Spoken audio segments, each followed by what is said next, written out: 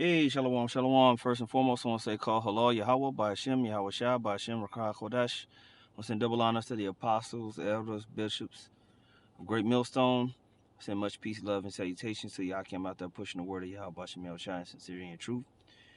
It's the brother Ariella. And this is just a follow-up lesson to the lesson that I did on propaganda. And I just wanted to give some examples because the main people that they want to come against is the people who know they're Israelites, the elect. And in the scriptures, there's several examples of that persecution. It talks about in the book of Matthew how we were going to be sheep in the midst of wolves, and how they were going to deliver us up, right, to the synagogues and to the judges of the day. Well, there's several examples of, you know, different entities trying to set up the righteous, or those who are doing the will of the Heavenly Father, man. And so I typed it into Gronk. What are examples in the Bible and Apocrypha of people trying to get the Israelites in trouble with the king or authorities of the day? And this is what it said, man. I wanted to just kind of read through this for edification's sake. It says, in the Bible and Apocrypha, there are several instances where individuals or groups attempt to get the Israelites or specific Jewish individuals in trouble with the ruling authorities, often through accusations, conspiracies, or manipulation. And more and more of this stuff we're starting to see build up online. We got more and more of these Christians coming up against us. You got them passing different legislations where you can't even speak on certain topics, and those things target the doctrine and the truth that we bring out of the scriptures.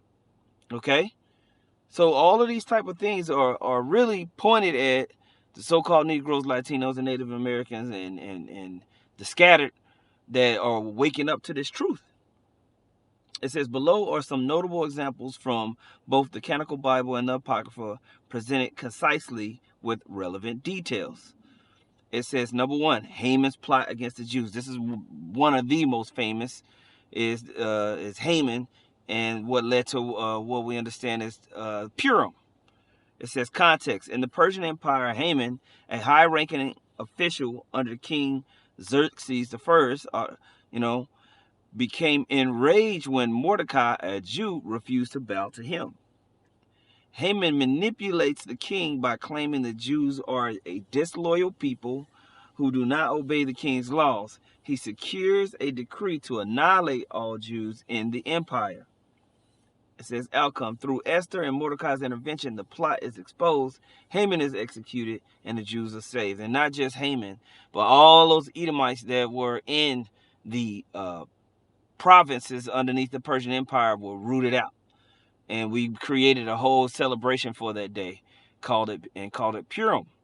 All right.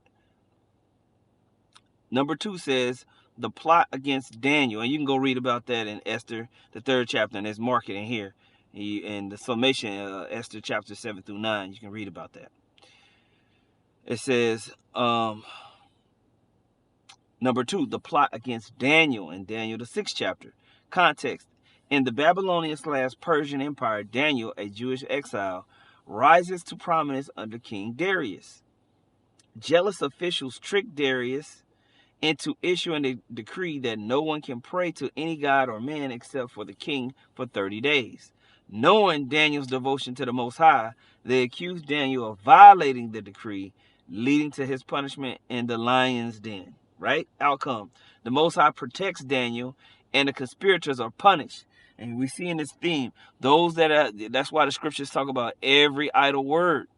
Every idle word that these people bring up against us is going to be remembered, and it's going to be for these people destruction. Okay? So we see how the conspirators against Daniel ended up getting caught up and devoured and destroyed when you read Daniel 6 and 24. It says, key verse, the administrators and the satraps could find no corruption in him, and they said, we will never find any basis for charges against Daniel unless it has something to do with the law of his power. False accusations against the Jews in Nehemiah's time. Nehemiah 6, we go through this a lot. Nehemiah leads the rebuilding of Jerusalem's walls under Persian rule, right?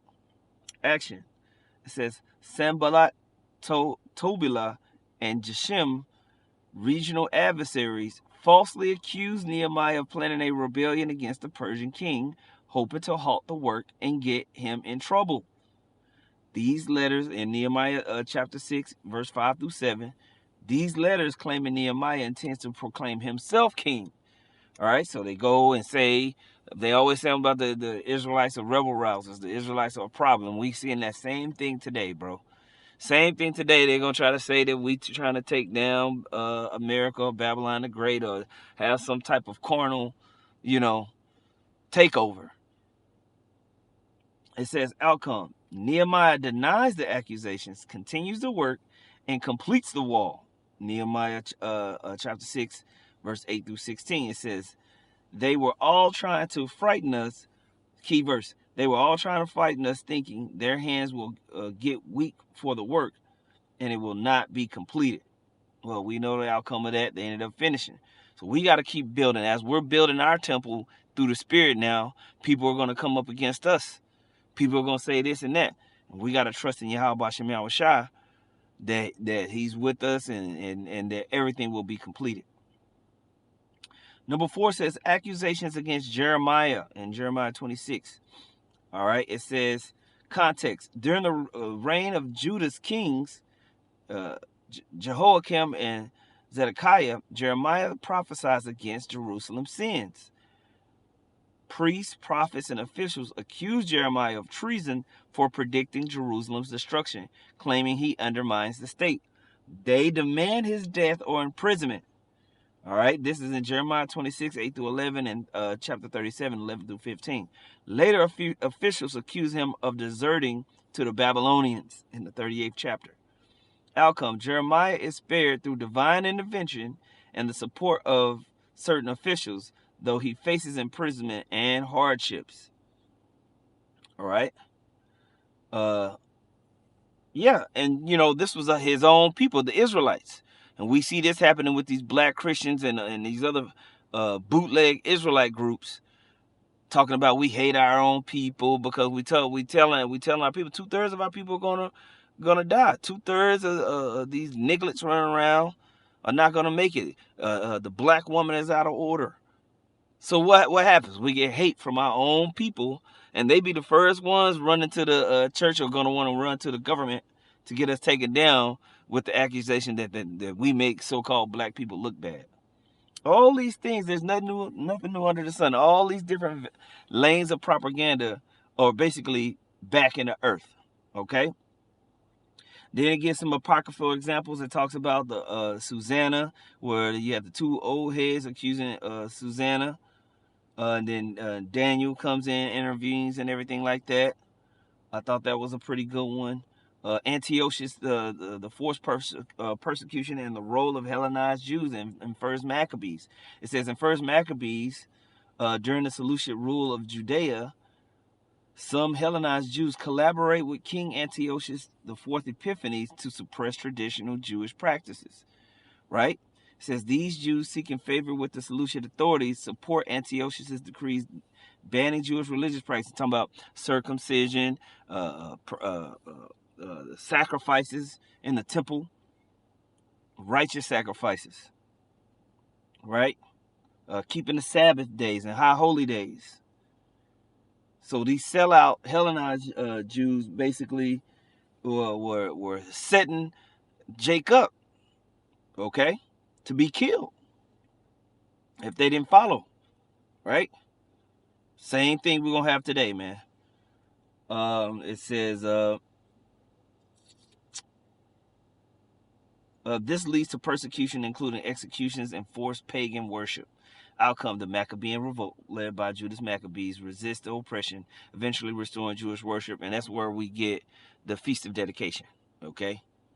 Feast of Dedication comes in on that, okay?